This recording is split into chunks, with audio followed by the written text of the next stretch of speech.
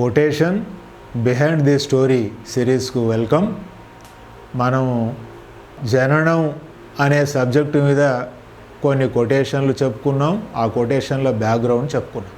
ఇప్పుడు జననం తర్వాత బాల్యం మీద ఉన్నటువంటి 15 కొటేషన్లు ఉన్నాయి. బాల్యం మీద ఈ 15 కొటేషన్లు నేను ఎలా రాయవలసి వచ్చిందో చిన్న ఎపిసోడ్లు, 15 చిన్న ఎపిసోడ్లను చాలా క్లుప్తంగా చెప్పడానికి ప్రయత్నం చేస్తాను.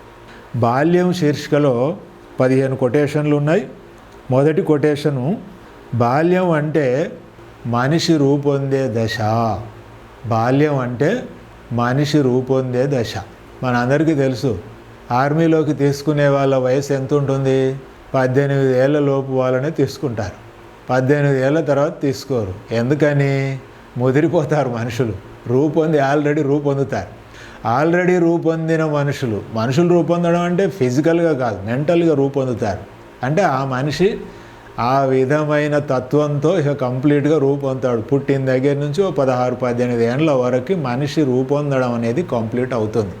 అంచేత బాల్య దశ అంతా కూడా మనిషి క్రమంగా శారీరకంగా, మానసికంగా, తాత్వికంగా అంటే గుణ సంబంధంగా ఒక మనిషి గుణము పుట్టుకతోనే వస్తుంది నిజానికి. కానీ పెరిగే క్రమంలో కూడా మనిషి గుణాన్ని, మనిషి యొక్క ప్రాపంచిక దృక్పథాన్ని, ఆ చుట్టూ ఉన్న పరిసరాలు, తల్లిదండ్రుల పెంపకము, ఆ తర్వాత స్కూలు, వాతావరణము, స్నేహితులు, ఈ సమాజం కూడా మనిషి రూపొందే దశను ప్రభావితం చేస్తాయి.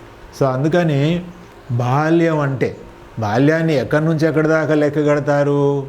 పుట్టిన దగ్గర నుంచి 18 ఏళ్ళు వచ్చేదాకా బాల్యం కిందనే లెక్క. ఆ బాల్యం గడిస్తే యవ్వనంలోకి, 18 ఏళ్ళు గడిస్తే సుమారు యవ్వనంలోకి మనుషులు ప్రవేశిస్తారు. అంచేత బాల్యం అంటే ఏమిటి అంటే మనిషి కంప్లీట్గా రూపొందే దశ అని అర్థం. మరొకసారి నేను కొటేషన్ చదువుతాను. బాల్యం అంటే మనిషి రూపొందే దశ. శారీరకంగా, మానసికంగా, గుణపరంగా కూడా, స్వభావపరంగా కూడా మనిషి ఆ 16-18 ఏళ్ళు మనిషి కంప్లీట్గా రూపొంది తయారవుతాడు. ఇది బాల్యం అనే శీర్షికలో మనం మొదటి సబ్జెక్టు, మొదటి కొటేషను. ఆ కొటేషను రాయటానికి కూడా ప్రతి వాళ్లకు బాల్యం ఉన్నట్టుగానే నాకు కూడా బాల్యం ఉంది.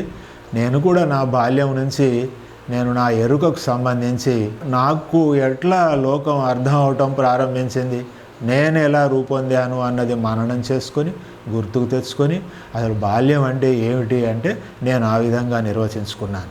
మనం మరో కొటేషన్తో మరోసారి కలుద్దాం.